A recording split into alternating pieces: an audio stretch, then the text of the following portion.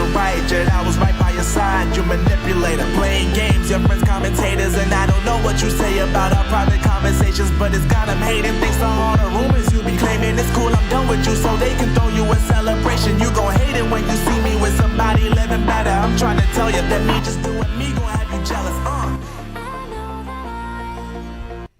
Hey folks, welcome back. It is Sunday, September 8th, 2024. Welcome back to the program. A couple days away from doing the live news broadcast. Not a news broadcast today. We're going to talk about some news, but more of a chat and conversation, kind of like a night owls, but not at night owls time.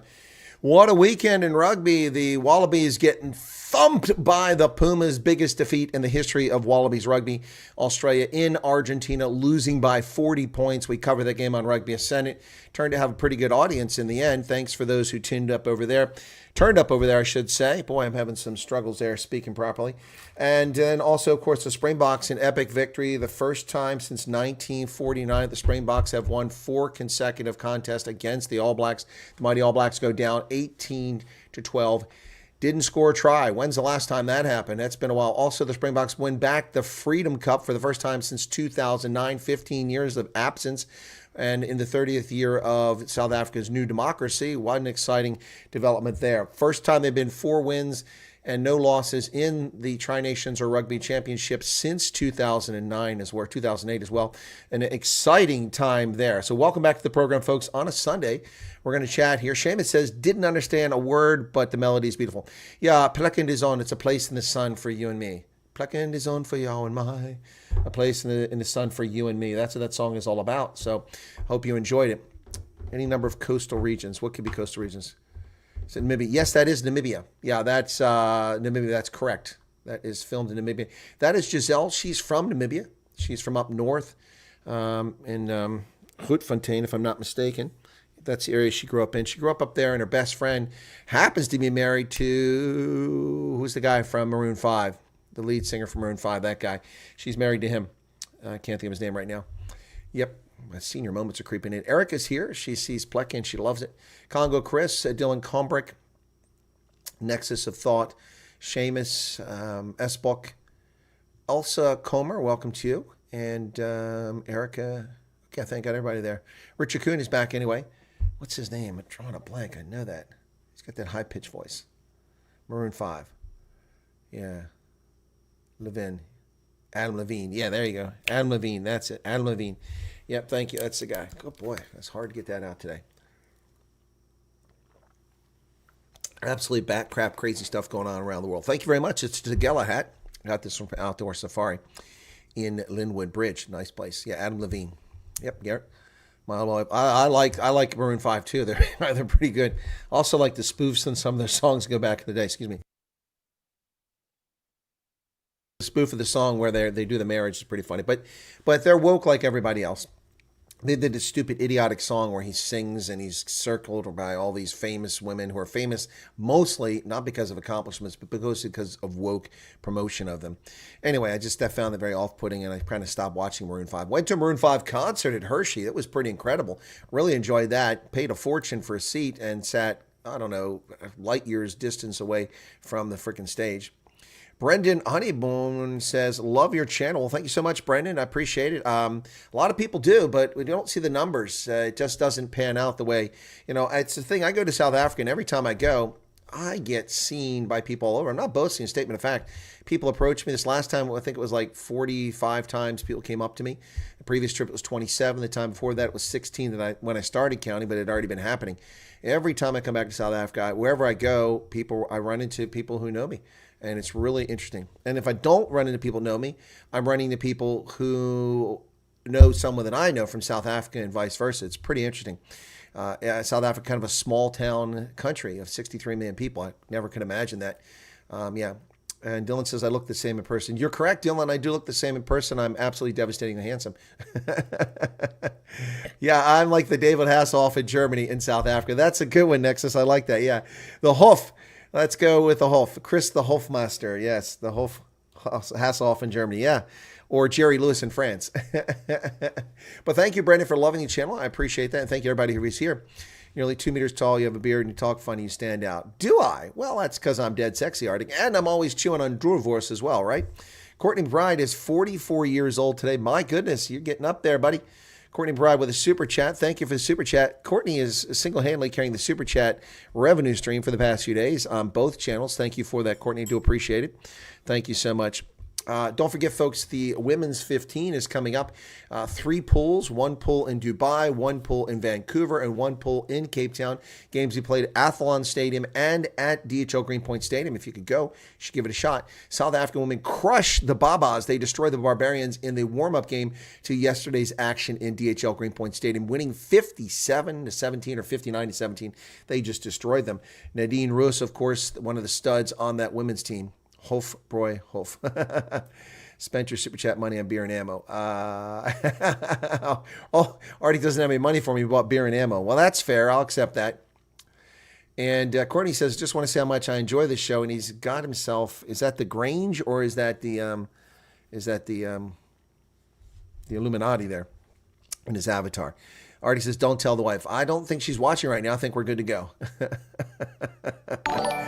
And there's a super chat. First one from Courtney. Artie hates the bell. He wants me to retire the bell. Anyway, Paulie wants the beard gone, and he's not alone. A few people want it, but you notice it just keeps getting shorter. Yeah, let's see what it looks like with this. That's a good look, isn't it? And there's Courtney's second super chat for $2.99. Thank you for that, Courtney. What's this? How's this look? There we go. I'm gonna do it like that. There you go. How's that?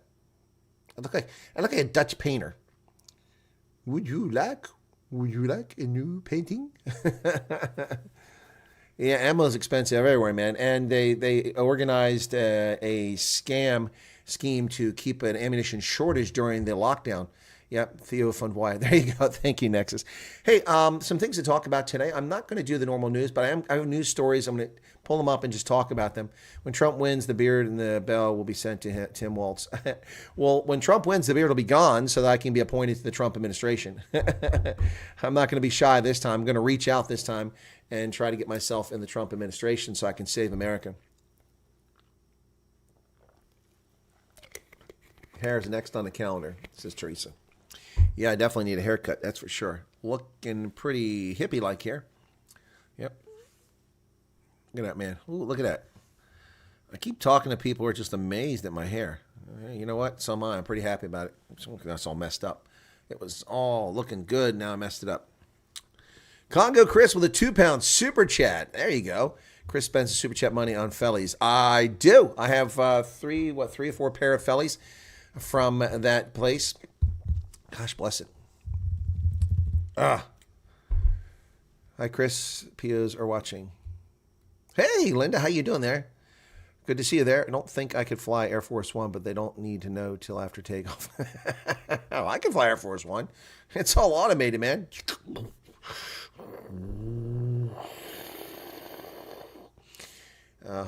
200 kilometers per hour. Sorry, that's stall speed for 747. We're in a stall. Not good. Can I land on the wings? Congo Chris, a super chat. Thank you for that. £2. Appreciate that. All right. So thought you'd come lead our South Africa to safety. The beard makes Chris look like a hippie. I remember when conservatives were clean cut and clean shaven as they spoke out against communism. Yeah, but conservatives historically in this country have had beards. I mean, that's been the norm for men the entire history of this country, all the way up until the 1930s. That's it. I mean, look at all of them. Grant had a beard, even in uniform. He wore a beard. I wish I could have done that uniform. That would have been a different look. Fortunately, no spare cat. No, it's me again. No, but Poops, I'm not asking for money. You got no money, don't spend your money. You know, people are able to do it. Very grateful for that. They help out. It's nice. 75 people currently here. Thank you for that. That's the most important thing as we try to overcome this stuff. So look, I'm in the works. I'm doing a story. I'll let the cat out of the bag about a water shortage in South Africa and a water crisis. I'm interviewing somebody tomorrow about that. I'm going to do a little different approach here. I'm going to do an original video with an interview of me interviewing somebody, excuse me, on camera, but off stream. I'll interview this person and then I'll put their comments in my video, my analysis. So it's going to be different. I haven't done that before. I've used other content and brought it in from people speaking, but I've never done this. It's my content, so I can put whatever I want in there and there's no copyright. So we'll see how it goes. We'll see how it goes. That's the plan. I've got to send the gentleman a couple questions just so he can orient for tonight. I'll get that done. And Richard says, thank you, Colonel. Been racking my brain for what to get my wife for her birthday. I think the lady with the long black hair needs a hat just like you and I. Yeah, no, it's a cool hat, man. It's a cool hat. I got this one a couple years ago. Couldn't help myself. I also bought this shirt there. It's a Janssen shirt. The T-shirt is from Woolies. The shorts are from Cape. It's from Cape Union Mart. So this is an all South African outfit here, folks. So these shorts are from Cape Union Mart, right there. And the T-shirt is from Woolies. They were on sale. Got that one at the Victoria and Alfred waterfront. Walked into the Woolies. There was a bunch of people trying to get some demonstration. I was looking for T-shirts. Got this one, and this Janssen, and this everything from South Africa. So I've purchased stuff that I'm wearing from Joburg, Santon, from Lynnwood Bridge, Pretoria, and from Cape Town. This is a truly South African outfit. What do you think? If you trim your beard, you look like Jan Smuts. Yeah, no, make it sharp, right? Like this, right? Yeah. Maybe I'll do that next. Bring it down like this. Now South Africa just needs you in it. Well, thank you very much. Erica is saying, please don't shave the beard. The beard's got to go, Erica. I'm approaching a milestone on this planet, and I don't want to enter those years looking like I'm old when I'm young and still dead sexy. Got to take advantage of that while I still can before the skin wrinkles, things hang, start sagging, you know. Courtney likes the clothes, but Chris looks better when he wears his Cal Rugby shirt. I do have a Cal Rugby shirt, courtesy of Courtney McBride. Thank you so much for that, Courtney. 797 to be built in Washington. By Boeing, I think I'll take the bus. Boeing 797, I'll take the bus. Oh, my goodness. What about the Bucks? I've talked briefly to Doris. I think you're just tuning in. We're going to talk about the Bucks, but I talked a little bit about it. Richard says, grow the beard out, and you'll look like Koos Delray. Except that Koos was bald. I'm not bald. Yeah, I did have a Koos Delray beard. I had a beard all the way down to my navel when I went back to South Africa in 2022.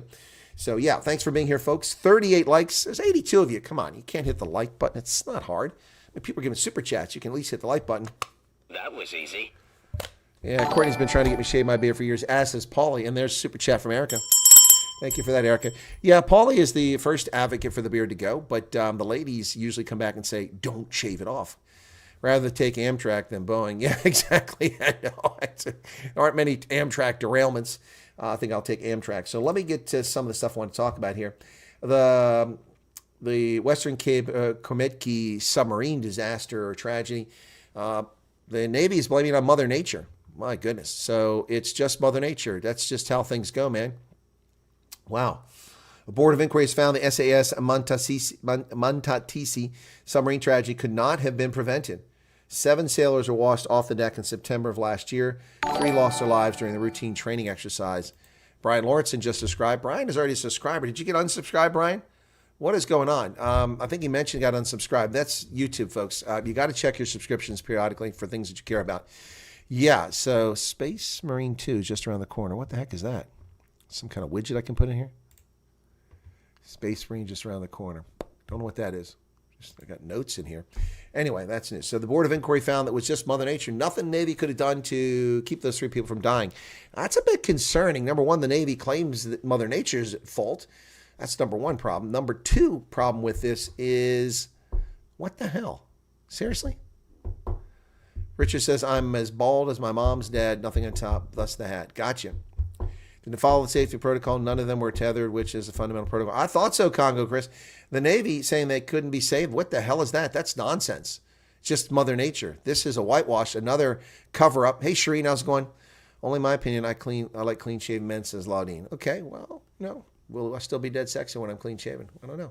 Definitely, if we get the hair taken off there, that long hair, stop looking like a hippie. But, yeah, so there you have it. Folks, the amount of money per capita the government of South Africa is spending on its citizens is going downwards. Hence the reason why people are still suffering. So you are on a submarine, but you get blown off the deck and you're sober and not a dare. Yep.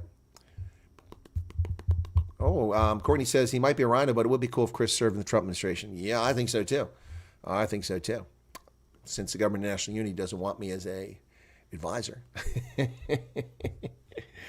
There's an interesting op-ed written by somebody who's on Twitter, only has a handful of subscribers, but he gets all these things published on the Mail and Guardian. It's fascinating. And the social media commentary, Donovan is his name.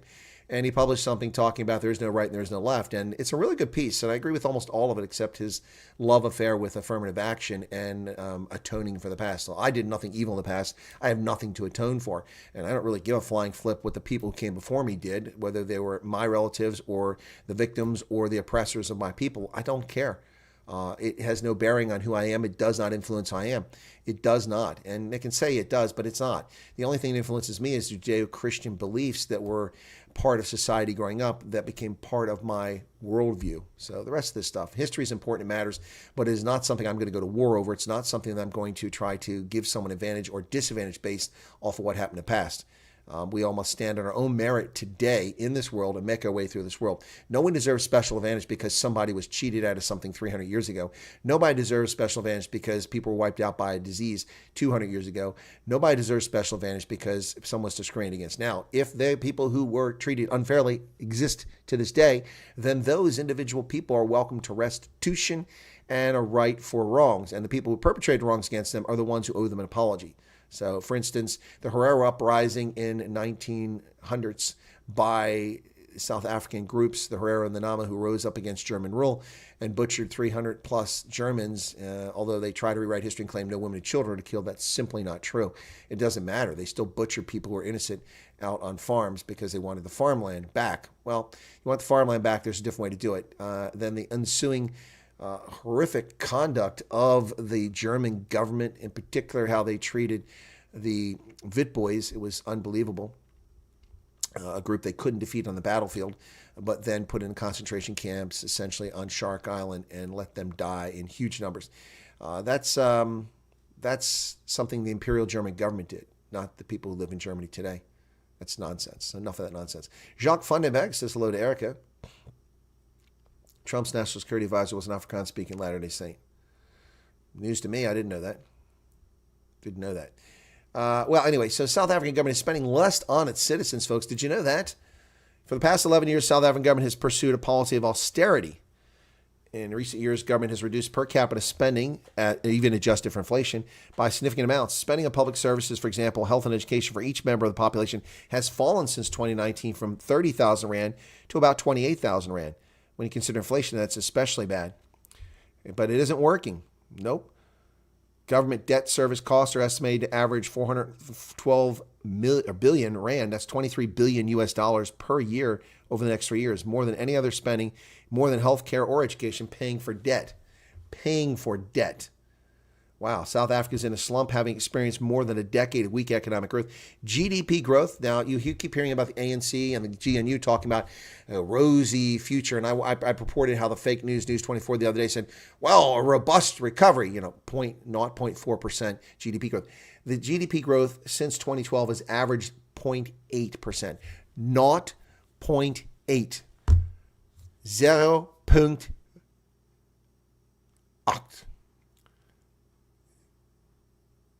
0.9. Wheat. Unbelievable. So 0.8%. Ladies and gentlemen, I've told you endlessly, and I'm correct in this, and so when I challenge someone to tell me I'm wrong and show me the proof, the evidence of it, South Africa needs consistent gross domestic product annually of 6.5 to 8.5% just to overcome the disparity and the poverty that currently exists. That must be a sustained period of at least a decade. Now it looks like it's going to take a decade and a half to get out of this hole. That's not going to happen. South Africa is not going to be the next Taiwan. It's not going to be the next Malaysia. It's not going to be the next Singapore. It's not going to be the next South Korea. It's not going to be the next China. South Africa is the next Niger, the next Mali. That's what it is. 0.8%. Inflation is well beyond that. You're getting poorer by the day. Never mind the currency devaluation. What was the Rand when I lived in Botswana? It was 7 or 8 to the dollar. Now it's 20 to the dollar. Good God. Wow. Unbelievable. Sad. Hey, Telecom's got some good news, folks. Guess what? Cable theft is down. They're excited that cable theft is down. It's only 1/3 of what it was. I'll be excited when cable thieves are imprisoned for lengthy sentences and this scourge ends. Telecom has seen a massive decline in incidents of copper, cable, and battery theft on its network in recent months, despite an increase in cases of site vandalism. So there's more vandalism, but less theft.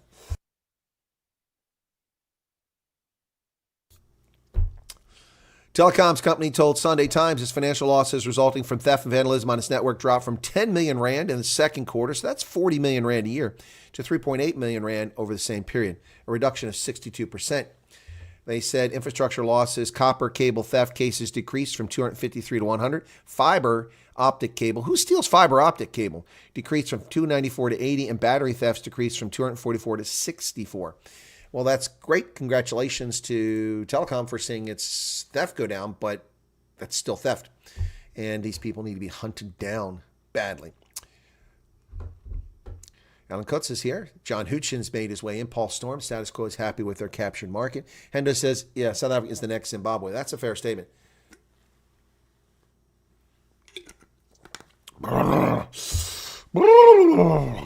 Bundle up, South Africa. Oh, if you're in the Eastern Cape, things are going to get cold. Oh, Gary likes my thumbnail. Yeah. Cold, folks. Yeah, there you go. South African Weather Service has issued a level 2 warning for disruptive snow over the Eastern Cape into Monday. Hold on to your jackets and blankets. Another cold front is on its way. Yep. My goodness. Cold front associated with an upper air trough is expected to pass through the province, resulting in a significant decrease in temperatures and consecutively freezing levels. Oof.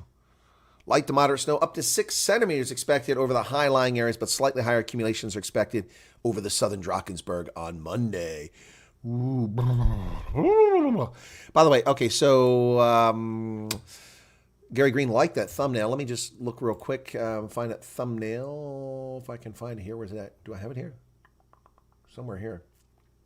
There it is. I will tell you what these pictures are in case you're curious, okay? So let me do this real quick for those who are curious. That's the thumbnail. On the top level, that's me as a lieutenant colonel in Liberia at the EBK barracks, Edward Binyah Kesley barracks. And that is Major General Suraj Abdul Rahman, a wonderful human being who sadly passed away a few years back in New York. Abdul Rahman was the command officer in charge at the Ministry of Defense, but not with the Army. And there you see me clean-shaven and with short hair. In the top right-hand corner is me at an African Union Peace and Security conference at the African Union. And I was representing the United States there. Below that is me in Niger as a lieutenant colonel. You can see all those decorations on my uniform. As my dress blues, I was in Niger as setting up the Security Cooperation Office there and getting the programs started, which now have left Niger for the most part. On the bottom right-hand corner is me in Liberia once again. And that picture in Liberia is the day I was promoted to lieutenant colonel from major. Brooks Robinson is the deputy chief of mission, the deputy ambassador. She's on the left. And the gentleman on the right was with U.S. Contingent at the United Nations mission there. He was a colonel. In the center, that's me as a second lieutenant coming back from my first combat tour in Saudi Arabia. I'm wearing my load-bearing equipment and shoulder straps there. Second Lieutenant Butterbar. I had only been in the Army as an officer. Let's see, I came in 89. This was 90. So about a year and a half at this point. Yep. And then the bottom left-hand picture is me with Brownie Samakai on the 4th of July, 2008. Just before I left Liberia.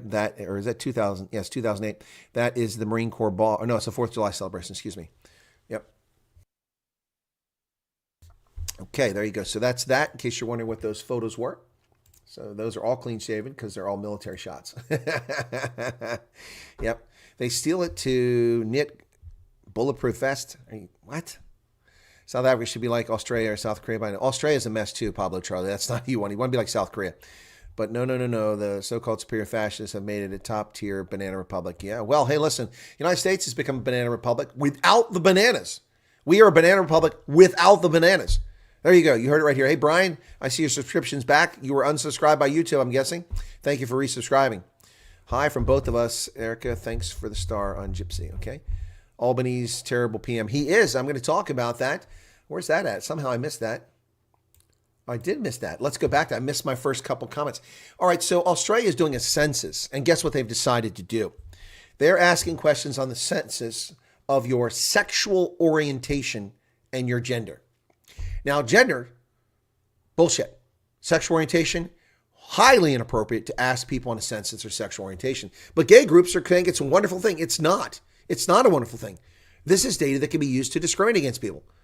People should not be deciding who you are based on your sexual orientation, but they want it for special privileges. They want to use the data to go, oh, look, 6% of the population is gay, lesbian, transgender, bi, Karen, and we want to use that. By the way, my last 3 live streams on this channel have been limited revenue because I talked about the Chi-Coms. So is YouTube in league with the Chi-Coms? 3 consecutive live streams suddenly have limited revenue. I'm not getting the money from the ads. What's that all about? What's that all about? Anyway, so the census will now include questions on sexual orientation and gender identity. Why? Why, Prime Minister Albanese, is that the case in the land down under? Can't you hear the thunder? Well, I can hear the bullshit coming out of Australia once again, the fascist country of Australia. Census will now include questions on sexual orientation and gender identity. You know, those bisexual colors on the left-hand side look like one of those candies, those terrible treats when I was a kid that taste like garbage. I'll never forget the color of those things. They were white, pink, and aqua, just like that, and black at the end. They tasted like cock. Anyway, the Albanese government has shifted again on the 2026 census, saying it will include questions on sexual orientation and gender identity. After backlash from the LGBTQI plus community, Prime Minister Anthony Albanese said there would be one question on sexuality. He did not spell out what the question is, but pressure on the government continued, with critics saying it was too narrow and questions on gender should also be included. The Assistant Minister for Treasury, Andrew Lee, outlined the latest position. The government would allow the Bureau of Statistics to ask questions on sexual orientation and gender for the first time. Why? Why in the world would you ask things like this on a census? That's wrong, inappropriate. Although the topics considered by the government, testing indicated high-quality data could not be collected due to the technical complexity of the topic. The government this year will introduce a legislative instrument to give effect to new questions. Yeah, because what's going to happen is you have a bunch of confused children who are being indoctrinated by leftist hate wankers in schools about their sexuality when they're simply confused by going through puberty, when their breasts are budding, when their nipples are getting hard, men and women, when their genitalia are getting active, when their hormones are surging, and they're confused about who they are. Oh, that's because you're gay. Didn't you know you're gay? Oh, it's okay to be gay. Not that it isn't okay to be gay, but it's certainly wrong to tell children what their sexuality is or encourage sexuality, allow them to develop on their own naturally. That's what nature does. So what they want to do is, look, 20% of our youth are gay. I mean, I saw this ridiculous statistic of college students, 30, almost 40% of college students in America claim that they're intersex, bi, trans. This is nonsense. These are bogus things, utter bogus things. The gay population, the homosexual population of any given community is 5% roughly or less.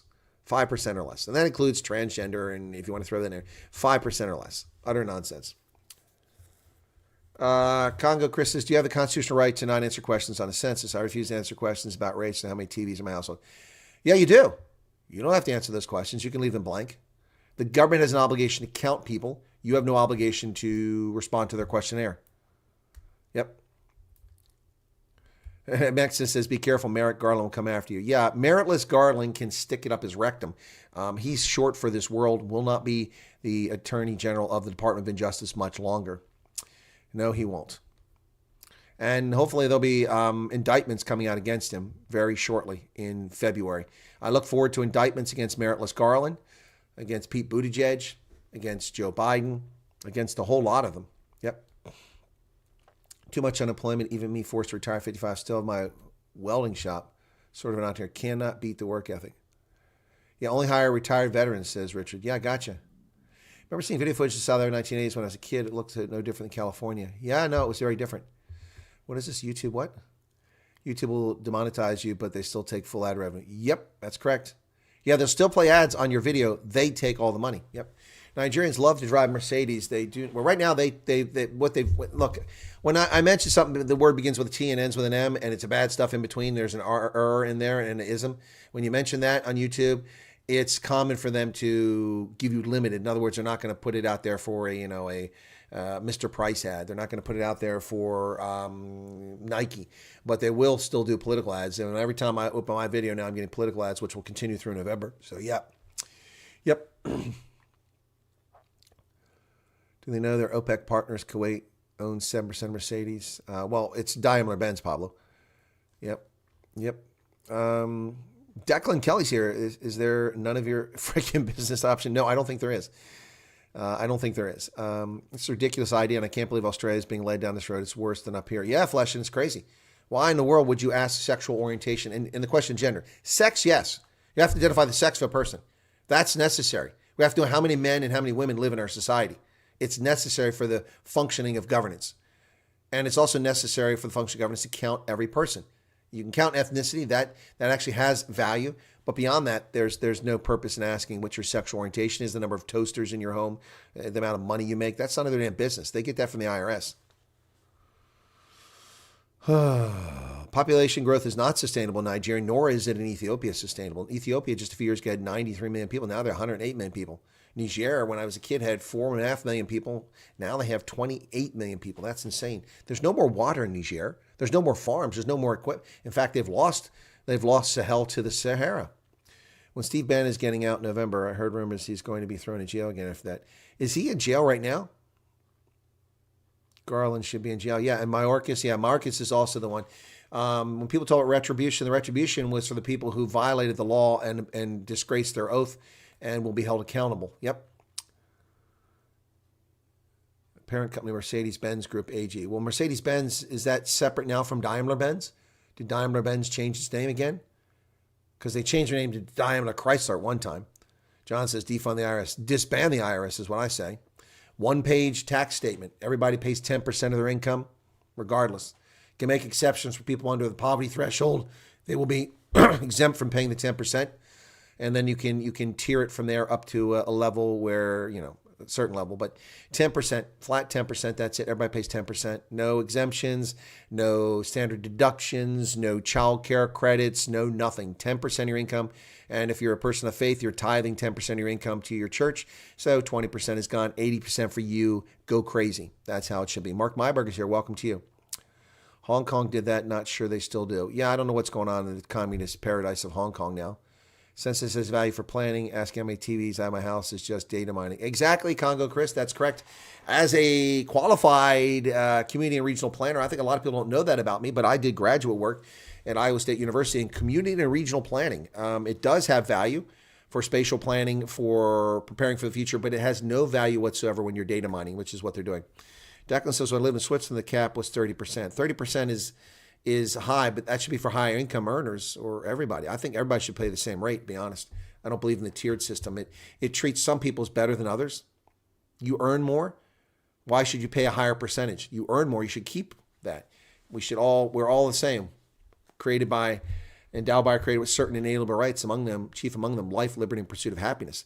I shouldn't be paying a lower tax rate than Warren Buffett. He shouldn't be paying a higher tax rate than me. Should all be paying 10% max. Yep. Anyway, this idiotic concept that the Australians are asking for sexual orientation and gender on a census is just brain dead. All right. Hey, the headline on IOL by Sion Rawl is only in South Africa, but not only in South Africa. A couple years ago, I covered a light aircraft crash on a road, an emergency landing in California, and the pilot and the passenger got out of the plane, and then here came the train, and it just smashed it. So I played the video, and then YouTube gave me a strike for showing that video. They claimed I showed violence. There was no violence. There was no human beings in the video. The video was shown a few seconds of when the actual plane, which was disabled in front of the railroad tracks, was run into by a train. No humans were harmed. No animals were harmed. And a bogus claim back during the days when people would report you for all kinds of BS on YouTube. But so it's not only in California, in South Africa, but in California we saw this as well. An emergency landing by a pilot, low on fuel, and only in South Africa he hits a pothole and runs into a light pole. Nobody's injured. That's why I'm laughing. Youssef Aberji, the Twitter guy, put that on there. 3 people escaped unharmed from a light aircraft crashed into a light pole in Port Elizabeth. It's believed that the Piper Lance or Saratoga light aircraft with a pilot and 2 passengers on board made an emergency landing at around 4 p.m. The 75-year-old male pilot alleged that the aircraft was low on fuel and was forced to make an emergency landing on the Easterhout Street in Algoa Park. Wow. Captain Andre Beeke said, a pothole and a speed bump in the road caused the aircraft to swerve and crash into a light pole. The aircraft's wings and tail section were damaged. No injuries were reported for the pilot and his 2 passengers, men aged 33 and 43. Oh, so you got planes landing on the streets of Port Elizabeth now. My goodness. Train versus plane is violence. Harris's wealth tax proposals are insane. Imagine what would happen if pension funds, if Bezos and company are forced to dump stocks to pay a wealth tax.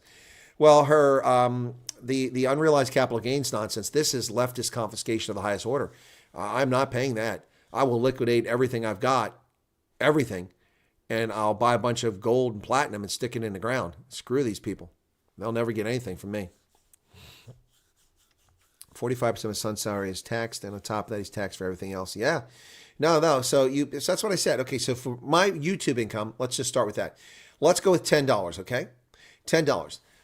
$10, it's ad revenue, so YouTube takes 45%. So now I have $5.50. That's the income. So the $5.50, okay, I've already lost 45% of my money. Now from the $5.50, I'm going to lose 28% to the federal government for income tax, all right? And I'm going to lose 3% in the state of Pennsylvania for income tax. That's 31. Then I'm self-employed for that income. So I have to pay my Medicare and my Social Security on top of that 31%. That's 18% when you put it together. The 6.25% from my employer, which is me, the 6.25% of my contribution, which is me, that's 12.5%, and then another 6% when you take Medicare, Medicaid, you throw it on top of that. So that is 48% of what's left. So $5.50, 48% is gone. Now I'm down to, instead of $5.50, let's do the math on that. 48%, that's going to give me about 2 something. So 5.5 times 0.48 equals $2.64 is all that's is taken out of that. Yeah. So that means, okay, minus 5.5. So now out of $10, I'm down to $2.86 that I'm going to get of the $10. So of the $2.86, when I buy petrol, I'm paying 60 cents a gallon on the petrol.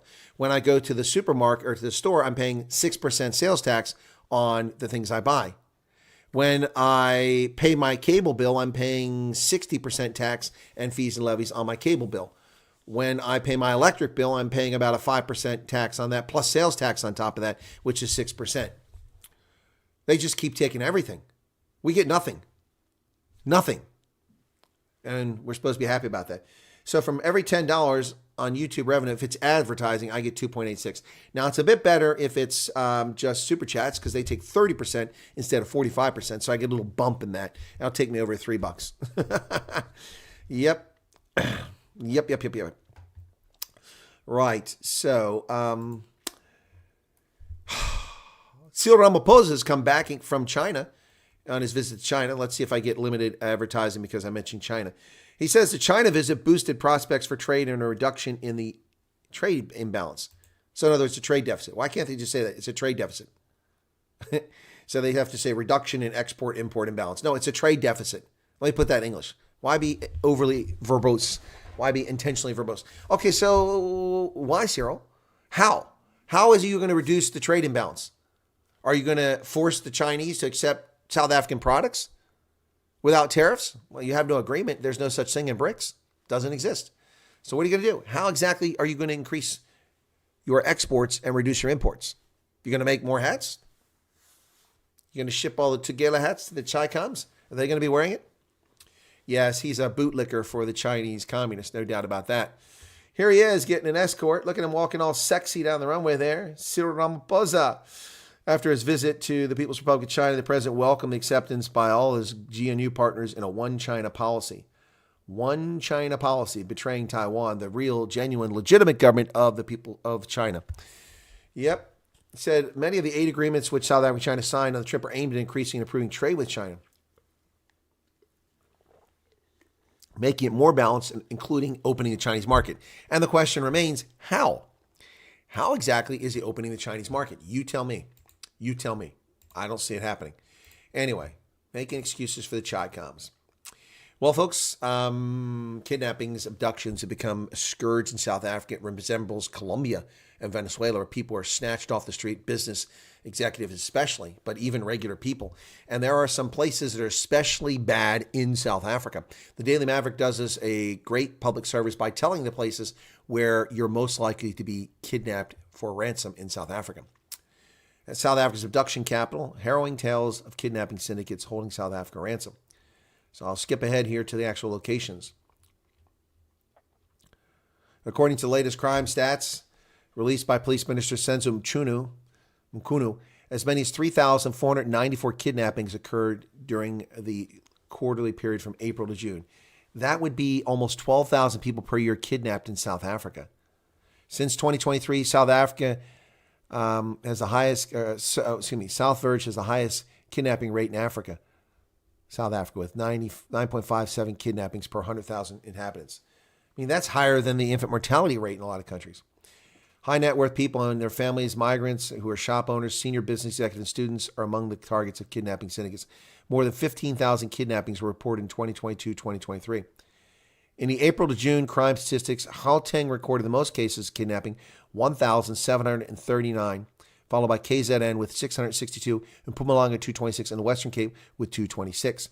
The top 6 Gauteng police stations where kidnapping were reported: Orange Farm in Sedibeng, Germiston in Ekurhuleni, Vosloorus in Ekurhuleni, Kempton Park in Ekurhuleni by the airport, Ivory Park in Ekurhuleni, well, Ekurhuleni is the center of kidnappings, and Eldorado Park in Johannesburg. Which begs the question, why haven't law enforcement done undercover operations in Ekurhuleni to put a stop to this? Pretty seriously, there's a problem in Ekurhuleni. 4 of the top 6 locations are in Ekurhuleni. In KZN, it's in Inanda, Umlazi, Durban Central, and Verulem. Yeah, in the Western Cape, there's only one hotspot in the top 30, and that is Mfuleni near Khayelitsha. Wow. Understand the tier tax system, South Africa's tax practice. Studied and worked more clever and more hard, passed all exams, distinction, got my diploma, promotion, earned less money. Exactly, Richard. Exactly. Yeah. We punish the successful in society. We punish the successful. It's unbelievable. Wow. Well, this is part of the story I'm working on. One of the stories I'm working on. There's damning forensic report details secret meetings discussed 3 billion rand Amatola water tenders. Minister instructs board to reinstate fired Amatola Water CEO. Why? He was fired for a reason. The head of a controversial water board, a deputy minister and politically connected entrepreneur, allegedly met at a secret Cape Town location, discussed lucrative contracts that could be lined up for the benefit of their associates. Wow. And here's a question, folks. What the hell is going on at Hartbeespoort Dam? Is it real? Is it genuine? Is there really a racial problem? The IOL says there's a racial war because some black businesses were affected and one was torched. They claim it was torched. But there's no talk of a racial war when thousands of EFF acolytes march in the street and sing "Kill the Boer" and then go and torch 90,000 hectares of land in the Free State Northern Cape and people are killed. There's no talk of a racial war when children are murdered in bathtubs and their parents gang raped in front of them on farms. There's no talk of a racial war. What is the IOL talking about here? Look, I'm not trying to diminish because I don't know the facts. I'd like to know what's going on in Hartbeespoort Dam. Hartbeespoort. They are saying a racial spat rages on. Talk of a racial war. Fear and loathing in Harties. Hotkeys. What is going on? Is this real? Does somebody have the inside scoop on what's going on? I'd like to know more about it because all the reporting is very much one-sided, unbalanced, and dishonest. There is a couple statements in here that point out some of the disconnects between this. A raging racial war intensified in the Schoemansville in Hartbeespoort, where Afrikaans-speaking people are accused of attempting to drive out black businesses black people set up business there. This after 2 black-owned properties have been set on fire recently, with the latest having been burned to the ground on Monday. This is a week or two ago. Black-owned resort called Bubbles at the Hartbeespoort engulfed in flames, allegedly by white Afrikaans-speaking residents who have been trying to get rid of the black business owners for years. Now, the problem with that is that the allegation by the owner doesn't talk about white Afrikaans-speaking people who've been trying to get him out for years. He talks about 2 people who were illegally fishing or fishing on his property, and he chased them away. And these are the people, they're not associated with that. So was this simply a revenge? Was this a dispute? Or is it, in fact, what the IOL is trying to make it out to be, a dispute based on race? Now, there's also a false claim in here that they went to the South African Human Rights Commission over this burning down, which hasn't happened. The South African Human Rights Commission says they have no such statement. So what is going on? At least they did when this report was filed. The area is predominantly white. It's attracted a number of people from previously disadvantaged communities. Okay, so previously disadvantaged communities, black. Okay, not previously disadvantaged, black communities. Yep, to start business. However, this has also given rise to racial tensions from some white communities over the years. The area's witnessed ugly racial confrontations. There was one gentleman who's a lawyer who was beaten by someone who was white. I don't know the circumstances of it, but he was convicted and went to prison. The latest victim is Tabiso Matabedi, who found his resort Bubbles when he started building in 2018, engulfed in flames after warnings from a white community for him to pack up and go in a clear case of arson. Speaking exclusively to the Star, Matabedi said he had noticed a strange man and a younger man fishing in his property and reprimanded them to leave the property. Little do you know that they had come to stake out the property. I could sense that they were up to something. We caught them a couple of times, and one time I caught them feeding my dog, meaning they'd been feeding dogs for a while. I only realized that they were building a relationship with my dogs, and 1 week later I received a call from my wife that my resort was on fire. But did you see them burn it? Did you see them actually burn it? As the fire service determined who's responsible? I'm not denying they were, but there's no evidence there. That's just an allegation.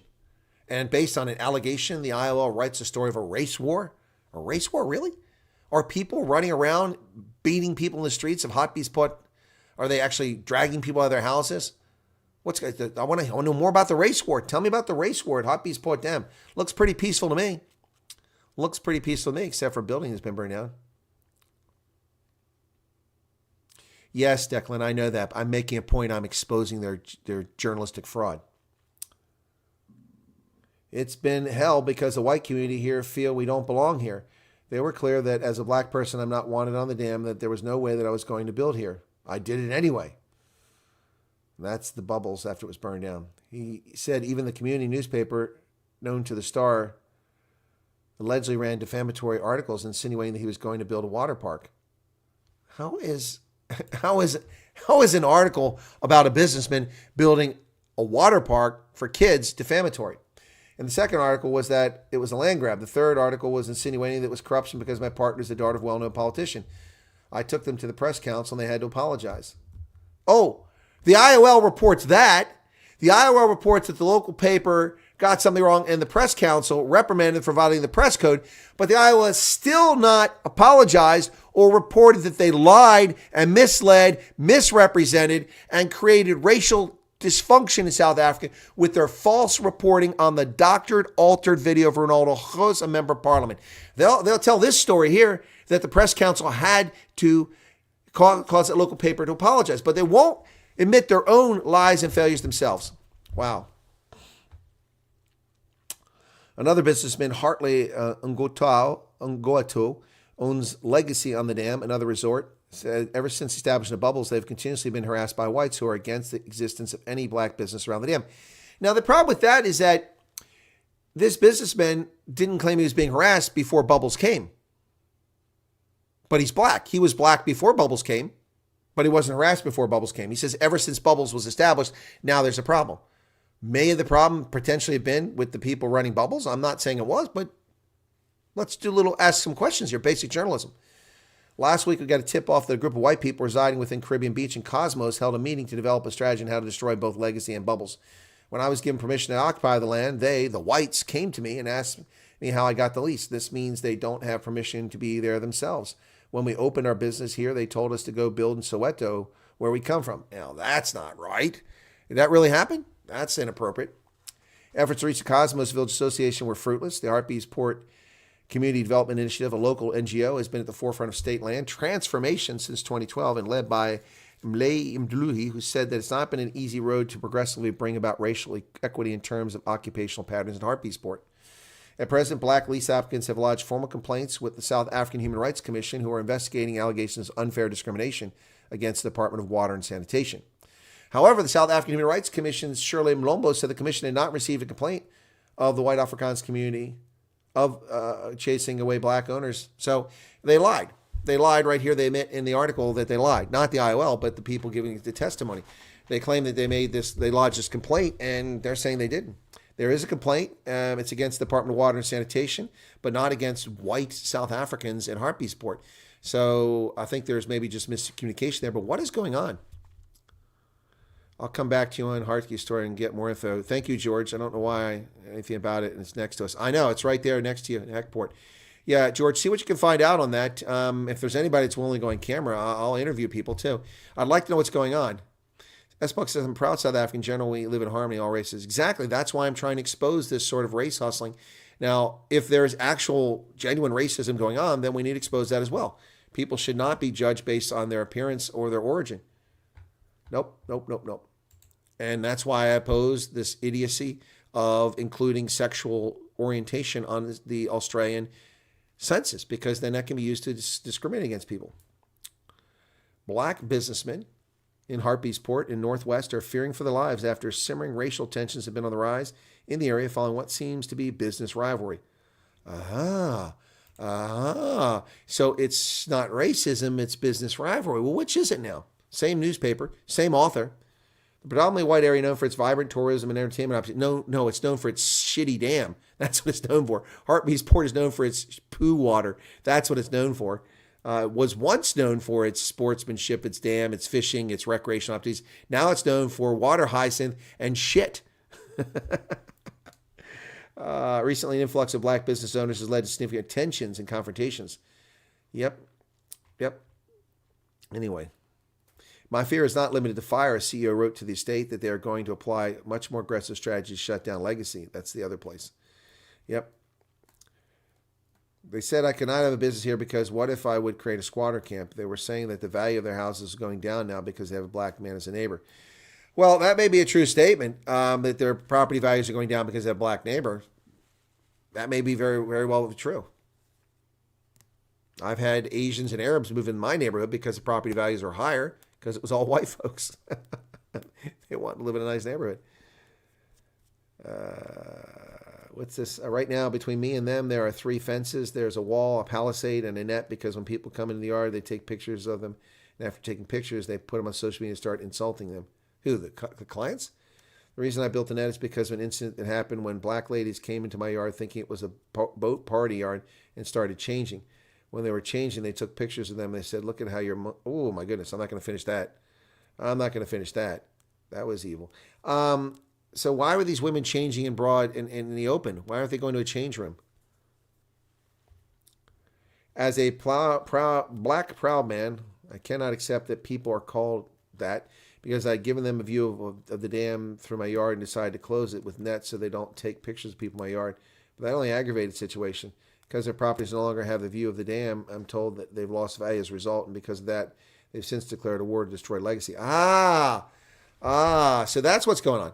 Okay, he allowed women to strip naked and change in full view of people in front of their houses, and he was upset that people were taking pictures of them. Well, it's inappropriate to take pictures of people, but it's also wildly inappropriate to change in the open. Am I missing something here?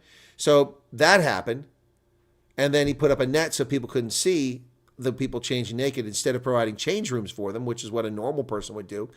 And then they claimed they couldn't see the dam anymore. So that's the result. That's the argument. That's not racist.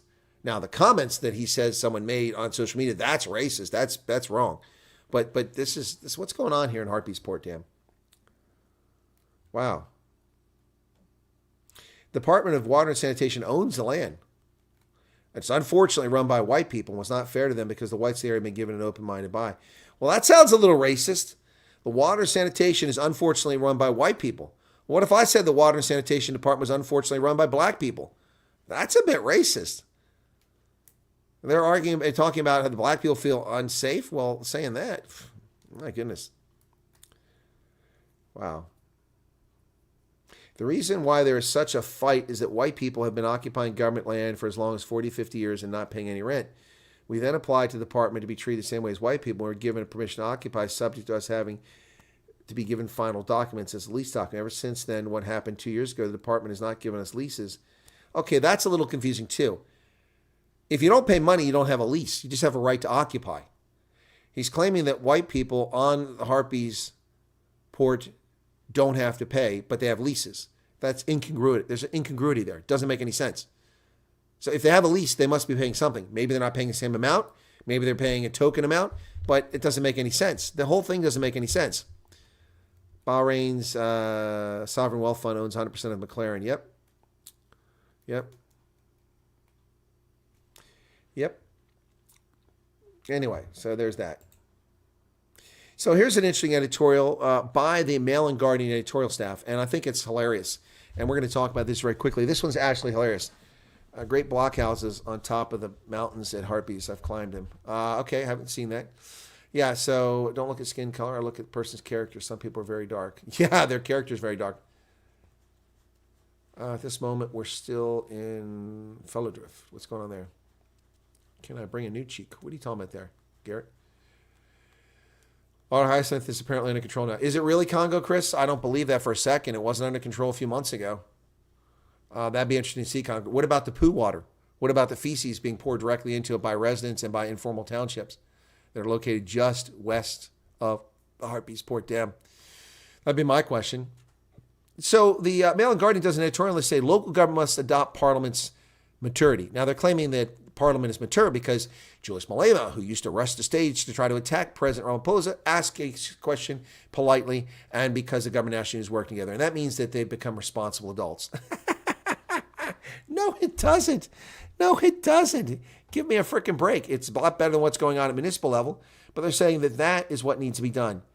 There's a distinct sense of political maturity and decorum at plenary session in the National Assembly on Tuesday to discuss Police Minister Mkunu's strategy of breaking the stranglehold over the economy held by construction mafia.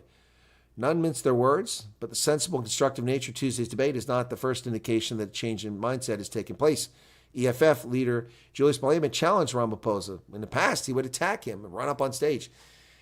Folks, don't get excited. This is temporary. This too shall pass. The childish behavior of the EFF and of others like Al Jamaa in Parliament will resume. This is just temporary.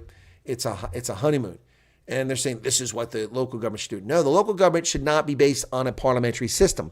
Then you won't have the chaos that you have. Then you vote for John Smith. You vote for Thabo Mbisa. You vote for these two people and they become councillors. They serve a term. You vote for the mayor. He serves a term. Unless somebody commits a crime, they stay there. That's how you do it. Okay, so it just goes on and on, these stories. Hartbeespoort Dam tour operators allege they are under siege from racist attacks, including arson. The latest arson attack was at Bubbles. Okay. Boat clubs owned by black businesses have been torched to the ground in what they allege are racist arsonist attacks. But they don't mention these boat attacks. What are these boat attacks?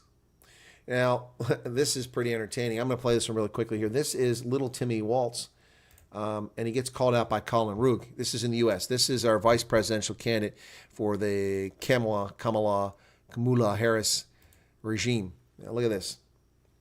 You ready? Listen to what he has to say. Think about this. When I was a kid growing up in Nebraska, being gay was illegal. Still technically illegal.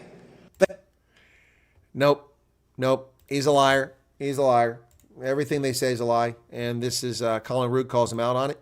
This just in, Kamala Harris's running mate, Tim Waltz, says it's illegal to be gay in the state of Nebraska. For the record, being gay in Nebraska is legal. The state also prohibits discrimination of sexual orientation and gender identity in employment and housing. And since 2015, it has even recognized gay marriage. So once again, big fat Pinocchio liar, little Timmy Waltz who steals military valor. What a scumbag. What a piece of human feces. Another liar. Well, they're still losing their mind in Germany over the alternative. Well, I talked about Hartbeespoort Dam and everybody left. We had 100 plus people. Now we're down to 85. What's that all about? Well, maybe somebody else is online right now. Anyway, CEO of Gutters laughs at Rwanda and Africa as a whole. Okay. No, Botswana under Masisi is a disaster. It's in free fall. It's horrible. It's absolutely horrible. People are starving. Infants can't get proper nutrition now because there's no fruits and vegetables in Botswana. Masisi's corrupt socialist government has banned the importation of produce from South Africa, saying that Botswana farmers must grow it. Hello, Eric Masisi. Newsflash, you live in the frickin' Kalahari Desert. Other than up on the Chobe River, where are you going to grow crops, you moron? There's no frickin' water.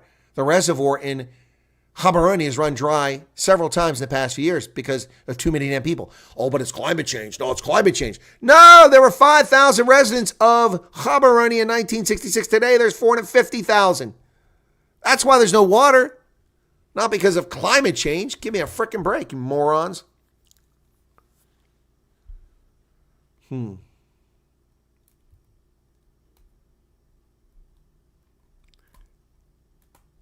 Evan Barlow in an island? I don't know about that. It's amazing so many white Rambos can end up in one crap hole. Here you heard your answer. Huh? Since they have their own refinery, everybody don't like them, especially West. Who, Nigeria or Angola? Angola is an incredibly corrupt society, one of the most corrupt societies in the world. And it's also, I don't say places are underpopulated very often, but Angola is underpopulated. What is corrupt? But the left is still losing their mind. The left screaming about the right-wing AFD. But guess what? They're ahead in Brandenburg, too, and they have elections coming up there. The rise of far-right in Germany's east isn't over yet. If the old parties had done their jobs properly, then the AFD would not exist, says Ingolf. Wow. Es ist Zeit, dass Politiker für ihre Fehler haften.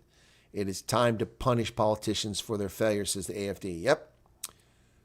Yep. And here is a supporter. She's opposed to the Ukraine. So here are the polls in Brandenburg, the next Land to go to the AFD. 27% SPD, 23%, CDU 18%, and then that left-wing alliance at 15%. The Greens at 5% on the verge of not being represented, and the Linke, the left, are under the 5% threshold. So the AFD also number one in Thüringen, in Brandenburg as well, number two in Sachsen. Well, Russia's RT broadcaster said, screw the West, we're going to continue broadcasting. Yep. Russian state media outlet RT, which the United States accused of trying to influence its presidential elections, will continue to work in the West by going around any limits or sanctions, according to its editor. Well, good for them. I have a headache with that. Protesters on the far left rally against the selection of the prime minister, saying, what about democracy? What about the people, half of them who voted for conservative candidates? So only you get to be represented, only then is it democracy? 100,000 people apparently demonstrated in France, took to the streets on Saturday responding to a call from the far left party leader to criticize a power grab with the appointment of conservative Prime Minister Michel Barnier. The protests challenged Emmanuel Macron's decision to bypass the prime minister from the far left bloc following a deeply divided legislative election. Well, the left protested, saying it's not democracy because we don't have a prime minister. But you only got half the votes. The other side got it. He can pick who he wants. 100,000 protesters in France. Yep, more than 100,000 left-wing protesters marched in French cities to protest President Emmanuel Macron's appointment of center-right Michel Barnier as prime minister. Well, there you go. That's pretty bad. Bad mojo there. Donald Trump is ahead again in the polls in the U.S., but it doesn't matter. National polls mean nothing, but he's ahead 48-47 over Kamala accomplished nothing. There you go. Kamala accomplished nothing. Chameleon, Kamala accomplished nothing. Hashtag Kamala accomplished nothing. Donald Trump pulls ahead of Kamala Harris in a major poll, a sign her campaign is fizzling. For the first time in weeks, former President Trump pulled ahead of Vice President Kamala Harris in one of the most watched national polls. Trump edged out Harris 48-47 among likely voters nationally in the New York Times Siena College poll. Yep, this looks just like it was in late July, but it's close. On the issues, voters trust Harris more than Trump on abortion, 54-49. That's close. 49% of voters trust Trump on abortion. Democracy, 50-45. That's comical. Trust the 45th president more on the economy, 55-42, and immigration, 53-43. How in the hell can 43% of people answering a poll trust Kamala Harris on immigration? She's responsible for the debacle we're having. While American citizens are defrauded of their incomes, of their homes, of their lives, raped and murdered in their homes by criminal alien invaders that she has brought into this country, that she has tolerated, as the borders are, a title that Biden gave her, she claimed, and never went to the frickin' border. Never did anything that she tried to come, well, I was responsible for the strategy for the triangle. No, bullshit. You're responsible for the whole thing. Your failures. And 43% of respondents said they trust her for immigration. I wouldn't trust her to take a criminal alien invader in handcuffs at the detention center on the border in Juarez and even walk that person to the border to be turned over to Mexican authorities. I wouldn't trust her for that. That's a simple task. Wow. Boeing Starliner capsule, which was making funny noises, as returned to Earth without the astronauts. Returned successfully. Something it did correct for a change. Boeing Starliner capsule landed with no crew aboard. What's next for the astronaut taxi? Well, this astronaut taxi isn't doing squat. Boeing Starliner capsule returned to Earth without astronauts, marking the beginning of a new set of investigations by NASA. Starliner left the International Space Station Friday evening and then aced the landing in New Mexico after midnight on Saturday. Touchdown brought an end to crew flight test, Starliner's first ever astronaut mission, but no astronauts came down. They were trapped in space after the June 5th liftoff. Wow. They're going to arrive back to Earth in February aboard a SpaceX Crew Dragon capsule, one that will fly the company's Crew 9 mission, which is set to launch toward the ISS on September 24th. Wow. So, Starliner landed successfully. There it is in space at the International Space Station. But no astronauts. Utah Sheriff deputy stalked and murdered by her father in a bizarre situation. Sounds like more like a lover, like he was sleeping with her, than a father. Prosecutors alleged months of stalking behavior by Maribela Martinez's father, and that the text message from the defendant to the victim are more of a nature of a jealous lover than a father. In Thule, Utah, prosecutors charged a Utah man with murder Friday, alleging that he killed his adult daughter. Hector Ramon Martinez Ayala, 54 of Thule, confessed in a text message to his brother making a big mistake before fleeing the country, using his daughter's bank card to withdraw money. The victim was Maribela Martinez, 25. Martinez had started working as a corrections officer at the Salt Lake County Sheriff's Office in January. Department had memorialized in a Facebook post noting that her death is being investigated as suspicious. She'd lived with her father in Thule, west of Salt Lake City, until her father's escalating series of obsessive texting, surveillance, and stalking drove her to move into a hotel a few days. The charges allege the stalking behavior had gone on for months, and the text message from the defendant to the victim are more of a nature of a jealous lover than a father. He probably was sleeping with his daughter. Martinez also found a bag of her underwear in his room. Then in mid-July, he placed the tracking device on her vehicle while she was out of the country, and later used it to find her and her romantic interest out on a hiking area. Wow. Unbelievable. In addition to murder, Martinez Ayala is charged with felonies obstruction of justice, stealing a bank card, and stalking, as well as misdemeanor identity theft. He fled the country. He flew to California, then Texas, and now he's in Mexico, presumably. Wow. Yeah, look at those voters. It does not appear that our 70 IQ versus 105 makes any difference. No, it doesn't. 105 is not particularly high. The presidential debates, we'll see if it happens. The Harris campaign looks like they want to pull out of it now. Starlink in a failed state like Zimbabwe, but not South Africa. Yep, Hendo, you're correct about that. That's true. It's there. Equatorial Guinea discovered oil that negotiated 11% profit share, whilst the norm is 60%. Exactly. 60% is ridiculous. 60% for extraction for oil is ridiculous. That's usury. The maximum amount should be 15%. Kentucky community told to stay vigilant on a manhunt for this guy shooting at cars on the highway for armed and dangerous person in interest of interstate shooting. A manhunt is ongoing for a suspect who authorities say shot into 9 cars on an interstate south of Lexington, Kentucky yesterday, leaving 5 people seriously injured, closing the interstate for hours and putting a rural community on edge. That's insane. That's insane.